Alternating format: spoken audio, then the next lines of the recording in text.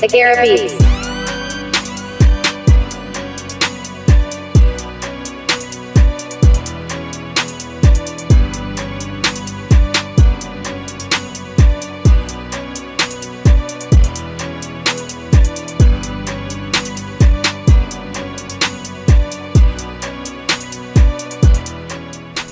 बाबा जी अपना सत्य और हित और धर्म का संदेश 10 जुलाई 1952 से लगातार पूरे हिंदुस्तान में घूम घूम कर कोई प्रांत, कोई जिला, तहसील, ब्लॉक, शहर, कस्बा, गली, गांव कूचा छोड़ा नहीं है जहां पर उन्होंने समय की जानकारी न दी हो और समय से लोगों को न जगाया हो, चाहे राजनीतिक मोड़ हो चाहे धार्मिक हो, सब पर उन्होंने इशारा किया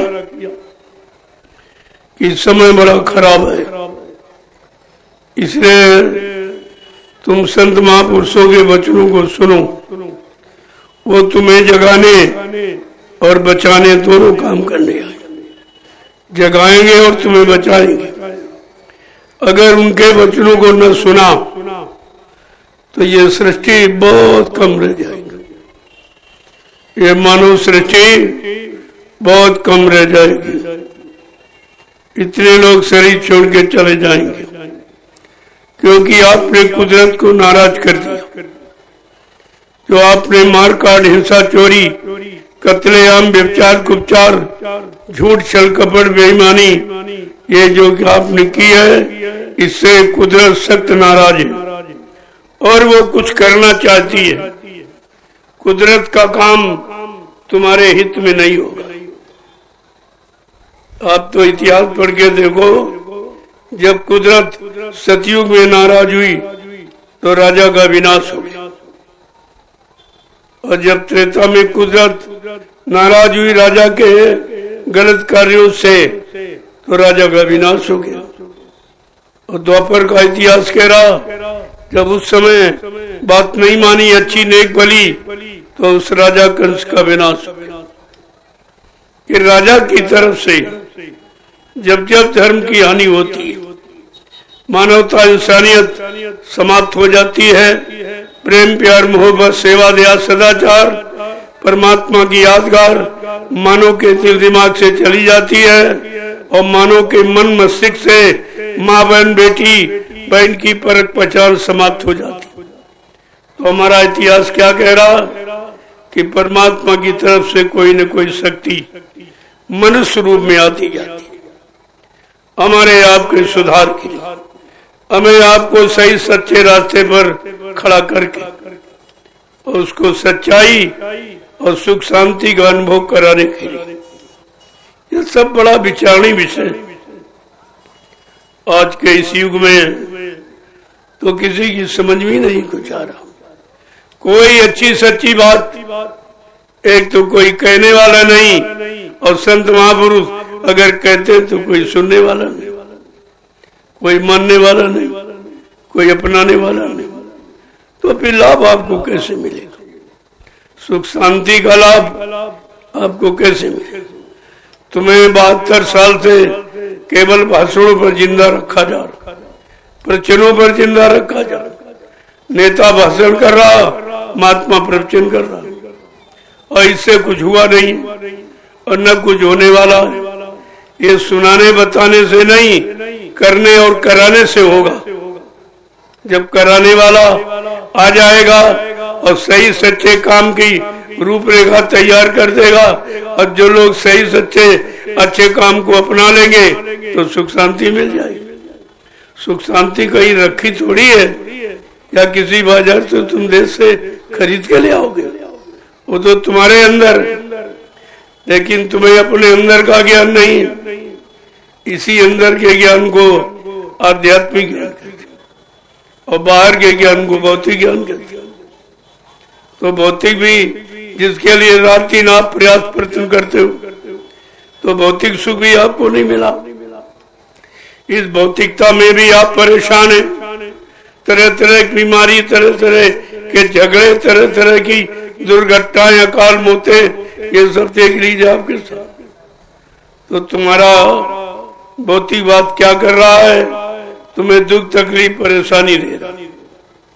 तो भौतिकवाद में भी आपको सुख नहीं मिला, और अध्यात्मवाद आप जानते नहीं, जो संत महात्माओं का विषय है वो आप जानते नहीं हो, क्योंकि आप उनकी बात सुनते नहीं हो, मानते नहीं हो, और उनकी बात तुम्हारे समझ में नहीं आती। अगर संत महापुरुषों की बात समझ में आ जाए तो ये सब कुछ तुम्हारे पास हो जाएगा, किसी चीज की कमी नहीं होगी। वो सब कुछ आपको दिला देंगे और सारे बिछड़े और भूले काम आपके पूरे करा देंगे, और आपको क्या चाहिए? लेकिन समझ में आ जाए तब तो 10 जुलाई 1952 से और 2012 लगातार मुतवातिर कंटिन्यूस बाबा जय गुरुदेव जी महाराज पूरे हिंदुस्तान में धर्म का संदेश, धर्म की चर्चा, धर्म माने व्यवस्था की चर्चा। धर्म माने कोई पूजा पाठ नहीं होता, ये तो कर्म है, जो इंद्रियों से और शरीर से किया जाए वो कर्म है, और जो धारण किया जाए, जीवन में अपनाया जाए और जीवन को उनके अनुसार चलाया जाए, उसको कहते धर्म। यानी धर्म माने व्यवस्था। आज व्यवस्था खराब है, और जब जब व्यवस्था खराब हुई, इसीलिए धर्म के बारे में कहा कि जब जब हुए धर्म की हानि, बाढ़े असुर अधम अभिमानी, और तब तब प्रभुधर मनुष्य शरीरा हरहि कृपा निधि सज्जन पीरा। जब जब धर्म यानी व्यवस्था खराब हो जाएगी, मानव व्यवस्था, मानव समाज की व्यवस्था, मानव देश की व्यवस्था जब खराब हो जाएगी, तब का क्या होगा? तब परमात्मा की तरफ से व्यवस्था को ठीक करने के लिए कोई शक्ति आएगी, उसके द्वारा व्यवस्था परिवर्तन होगा। और तुम समझते हो हम कर लेंगे, हम कर लेंगे, तो भाई कर लो, हम कब मना करते हैं? लेकिन हमने तो तुम्हारा 72 वर्ष का समय देखा है, कुछ नहीं हुआ, कुछ भी नहीं हुआ। जो जो तुमने कहा वो सब झूठा, जो जो वादे किए वो सब झूठे, जो जो शपथ और कसम ईश्वर को साक्षी करके आपने कही वो भी सब खत्म। जो ईश्वर को नहीं मान रहा, इंसान को कैसे मानेगा? भगवान को मानने वाला ही इंसान को मानेगा, क्योंकि भगवान को मानने वाला ये जानता है कि ये इंसान भगवान का बनाया हुआ है, ये उसी की देन, तो वो मानेगा, तो वो इंसान की व्यवस्था बनाएगा, इंसान के लिए सच्चाई और सही रास्ते की जानकारी देगा उसको। लेकिन ऐसा खत्म हो गया। प्रेमियों, इसी का परिवर्तन होना, व्यवस्था परिवर्तन होना, और व्यवस्था मारकाट से नहीं ठीक हो, अपमान जनित और मतलब किसी को सताना, किसी को अपमानित करना, किसी को धोखा देना, किसी की बेईमानी, छल कपट करना, किसी की हिंसा करना, क्या इससे व्यवस्था परिवर्तन हो जाएगा? और व्यवस्था बिगड़ जाएगी, क्योंकि जितने जीव आप 2 आंखों से देख रहे हैं, यही परमात्मा की सृष्टि है, ये परमात्मा का परिवार है, ये परिवार। तो किसी के परिवार को अगर आप मारो, काटो, सताओ, तो परिवार का मालिक खुश होगा कि नाराज? ये भगवान का परिवार इंसान का बनाया नहीं, और भगवान के इस परिवार को मारोगे, काटोगे, सताओगे, अपमानित करोगे, तो भगवान सजा देगा, लाभ नहीं देगा, सजा देगा। और ये तुम भूल गए हो कि भगवान का परिवार। मैंने आपने किसी जीव जंतु को बनाया है? कोई पशु को, कोई पंछी को, कोई कीड़े मकोड़ों, कोई जंगली जानवर, यानी कोई इंसान को आपने बनाया क्या? जब तुमने बनाया नहीं तो तुमने मारने और नष्ट करने का ये अधिकार किसने आपको दे दिया? यही तुम्हारी भूल है, और इसी का परिणाम है दुख। तकलीफ, मुसीबत, आपत्ति, बीमारियां, लड़ाई झगड़े, दैवी प्रकोप, दुर्घटनाएं और अकाल मौत, ये उसी का परिणाम है। और ये न तो राजा को जानकारी न प्रजा को। जब राजा नहीं जानता तो प्रजा को क्या जानकारी देगा। ऐसी स्थिति में जब राजा भ्रमित हो जाता, प्रजा भ्रमित हो जाती, तब महात्मा इन दोनों को सही सच्चे रास्ते की जानकारी देते। ये हमारा पिछला इतिहास भी कह रहा। तब महात्माओं की जरूरत पड़ती, लेकिन आज तो इनको किसी की जरूरत नहीं। आज का राजा कोई जरूरत नहीं समझता महात्माओं की, गुरु को कोई आवश्यकता नहीं। जबकि त्रेता का इतिहास गुरु पर निर्भर है। गुरु विश्वामित्र और वशिष्ठ भगवान राम के दो गुरु थे। एक राजनीति व्यवस्था को चलाने वाले, एक धर्म नीति की व्यवस्था को चलाने वाले। दो गुरु भगवान ने की। और ये आज के ये जिम्मेदार है, गुरु कुछ नहीं, आत्मा महात्मा कुछ नहीं, कोई जरूरत नहीं इनकी। तभी ये सब अनैतिक कार्य हो रहा। अगर महात्मा की जरूरत समझते और महात्माओं से सलाह समझ लेते रहते तो आज देश और समाज और परिवार इंसानों की ये हालत नहीं होती, ये दुर्गति नहीं होती। तो ये है विनाश। तभी कहा विनाश काले विपरीत बुद्धि। जब जिनका विनाश होने को होता है उनकी बुद्धि विपरीत दिशा में काम करती। आप कितना अच्छी सच्ची बात समझाओ, उनकी समझ में नहीं आएगी, क्योंकि उनके पापों का घड़ा भर गया और फूटने वाला। जब पापों का घड़ा फूटने वाला होता तब क्या लिखा गया है? जब जैसी हो तबता तब तैसी मति होए, और काल रेख की लेख को मेट सके नहीं कोई। जब उसके कर्मों की सजा पाने का समय हो जाता और पाप कर्मों का घड़ा भर जाता, जब फूटने का समय आता है तो मानव की बुद्धि विपरीत दिशा में काम करती, उसे अच्छी सच्ची बात अच्छी नहीं लगती। कोई कितना समझाए लेकिन अच्छी बात समझ में नहीं आती। अरे भाई, कलयुग के लोगों को तो बहुत समझदारी से रहना चाहिए, क्योंकि कलयुग के लोगों के सामने तीन तीन युगों का इतिहास है। सतयुग का, त्रेता का, द्वापर का। जिसके सामने तीन तीन युगों का अच्छा सच्चा इतिहास हो और उसको तो सबसे अच्छा होना चाहिए। लेकिन कलयुग का जीव सबसे ज्यादा खराब हो गया। बड़े अफसोस की बात तो ये है कि कलयुग के जीव के सामने तीन तीन युगों का अच्छा सच्चा इतिहास, अच्छी उम्र वाले लोगों का, अच्छी मन की ताकत वाले, इंद्रियों में संयम, त्याग, वैराग, अच्छा खान पान करने वाले, अच्छी संग सोबत में रहने वाले, अच्छे कर्म करने वालों का इतिहास। लेकिन कलयुग का जीव सबसे ज्यादा खराब हो गया। इसका क्या कारण है?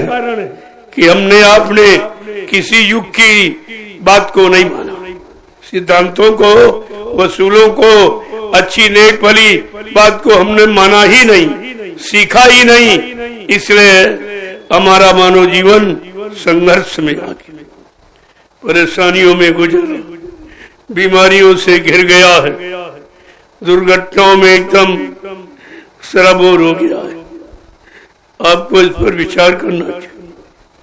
ये राजा के लिए, प्रजा के लिए, दोनों के लिए विचारणीय विषय है कि अगर तुम्हारे राज्य में प्रजा दुखी है तो उसका परिणाम तुमने पढ़ा है। रामचरितमानस के उत्तरकांड में गोस्वामी जी महाराज ने क्या लिखा?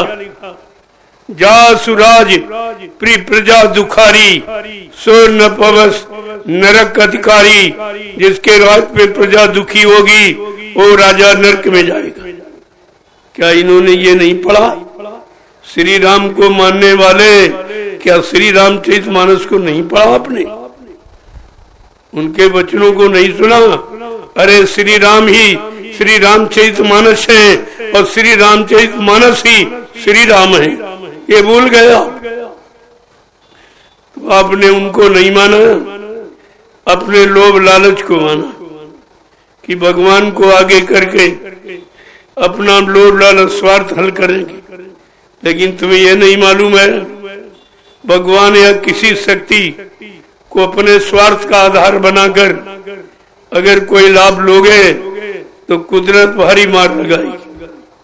ये भी तो विचार कर लेना चाहिए। आप महात्माओं ने सब आपको इशारा करके बताया, लेकिन आपकी समझ में कुछ नहीं आया। उन्होंने राजनीति की, जो भारत की धार्मिक देश की सच्ची राजनीति है, उसको भी स्पष्ट रूप से कहा, स्पष्ट रूप से कहा, लेकिन उसको भी तो नहीं समझा, उसको नहीं कहा। उन्होंने राजनीति बिन धन धर्मा और प्रभु समर्पे बिन सत्कर्मा। राजनीति बिना धार्मिक, धार्मिक माने सच्चा ईमानदार और चरित्रवान, उसको धार्मिक कहते। बगैर ऐसे इंसान के भारत जैसे धार्मिक देश की राजनीति नहीं चलाई जा सकती। तो आप बताओ, राजनीति चलाई जा रही कि घसीटी जा रही? और घसीटने में भारत की जनता की चिथड़े उड़ रहे, चिथड़े, और कोई सुनने वाला नहीं है। इतना खराब समय किसी राजा के राज्य में नहीं आया जितना वर्तमान में है। जन जन दुखी है, परेशान, लेकिन उसकी कोई सुनने वाला नहीं। और सुनने वाले संत महात्मा, और तुमने उनकी नहीं सुनी, तभी आपको ये परिणाम भोगना पड़ा। अगर बाबा जय गुरुदेव जी महाराज की बातों को आपने समझ लिया होता, अपने जीवन में उतार लिया होता, कोई भी माई का लाल तुम्हें ठग नहीं सकता, तुम्हें परेशान नहीं कर सकता, तुम्हें यानी तुम्हारे पर अन्याय नहीं कर सकता था, अगर आपने बाबा जी की बात मान ली होती। लेकिन तुमने तो हंसी मजाक किया कि बाबा जी राजनीति में आ गए। कहा बाबा जी राजनीति में आ गए, बाबा जी प्रधानमंत्री राष्ट्रपति बनना चाहते, जबकि बाबा जी ने क्या कहा, अरे भाई 60 साल का नियम है कि उसको यानी मतलब अवकाश प्राप्त करा दिया जाए, उसे हटा दिया जाएगा। मैं तो 60 से बहुत ऊपर हूं, मेरा तो नंबर ही आने वाला नहीं है। आपको ये बात समझनी चाहिए। जो सलाह दे रहा है उस पर आप कलंक लगा रहे हो और छेप लगा रहे हो, फिर तुम्हारी सुनेगा कौन? बाबा जी ने सब जो भारत देश की, धार्मिक देश की सच्ची राजनीति जो रामकृष्ण के द्वारा स्थापित की गई, उस राजनीति का बयान बाबा जय गुरुदेव जी महाराज ने किया। लेकिन उनकी बात किसी ने नहीं मानी, किसी ने मानी।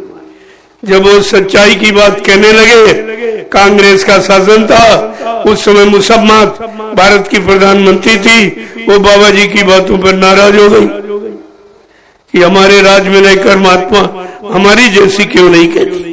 अरे महात्मा किसी के गुलाम नहीं होते, महात्मा स्वतंत्र होते, वो परमात्मा की तरफ स्वतंत्र आते हैं, वो परतंत्र में कभी नहीं रहते। तो मुसम्मत प्रधानमंत्री नाराज हो गई और बाबा जी को जेल में बंद कर दिया।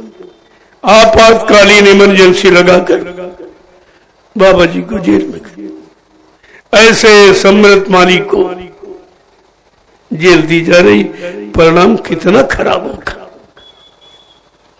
और बाबा जी को जेल में दबाव डाला कि आप अपने भक्तों से हमारा प्रचार करा दीजिए, आपको बहुत से रुपया दूंगी और एक हेलीकॉप्टर दूंगी।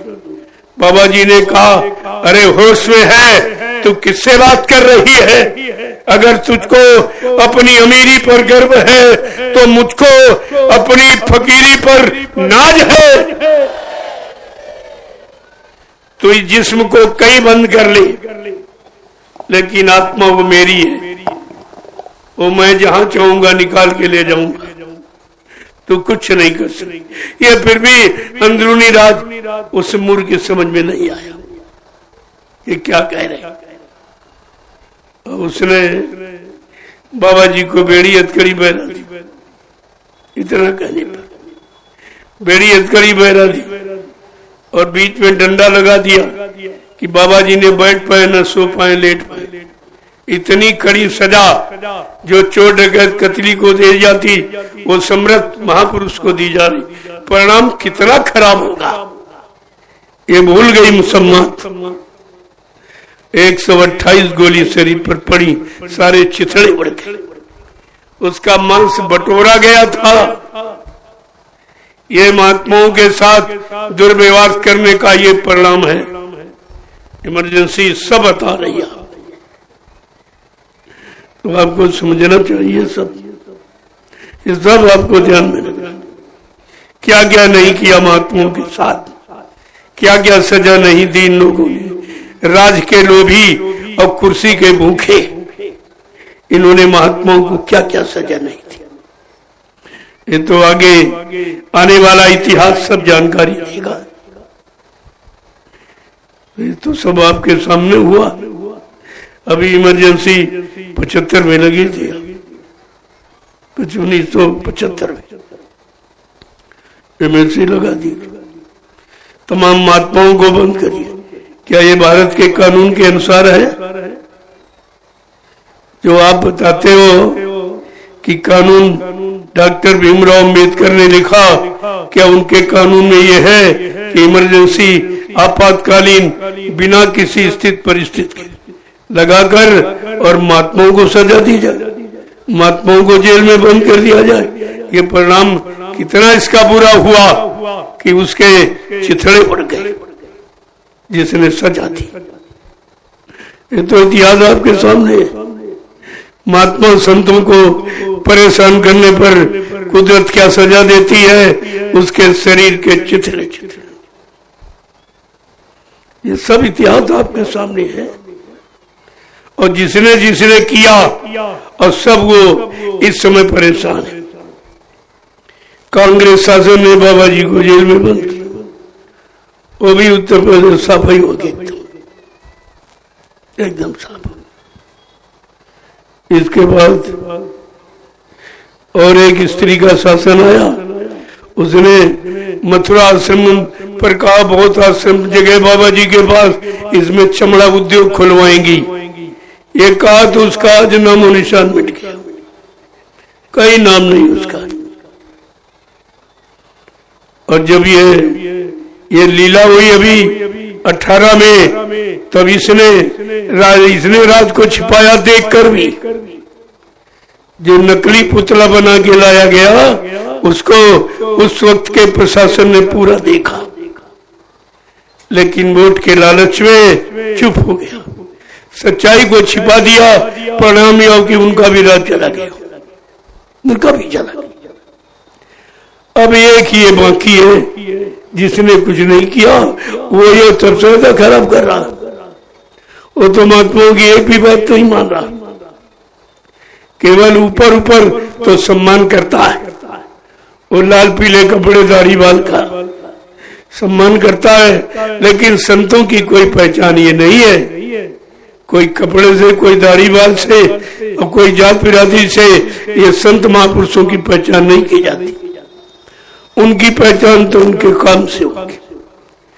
जब वो काम करके दिखाएंगे जो सृष्टि में किसी ने काम आज तक नहीं किया, वो काम करके दिखाएंगे, तब आप उनकी पहचान कर पाएंगे। और वो पहचान की जानकारी उन्होंने पहले दी। ये आवाज किसी ने न लगाई कि मैं कलयुग को भगाऊंगा, सज्जू को लाऊंगा। ये आवाज किसी ने नहीं लगाई आज तक, जब से सृष्टि बनी है। ये आवाज किसी ने नहीं लगाई, न किसी महात्मा की है और न किसी राजा की है, किसी ने आवाज नहीं। अनोखे महापुरुष की अनोखी आवाज, विश्व परिवर्तन की। ये हिंदुस्तान के परिवर्तन की नहीं, विश्व परिवर्तन की आवाज है कि मैं कलयुग को खिलाऊंगा और कलयुग में सतयुग खिलाऊंगा। कलयुग में कलयुग जाएगा और कलयुग में सतयुग आएगा। इसे कोई रोक नहीं पाएगा, रोक नहीं पाएगा। और यह किसी की समझ में नहीं आ रहा।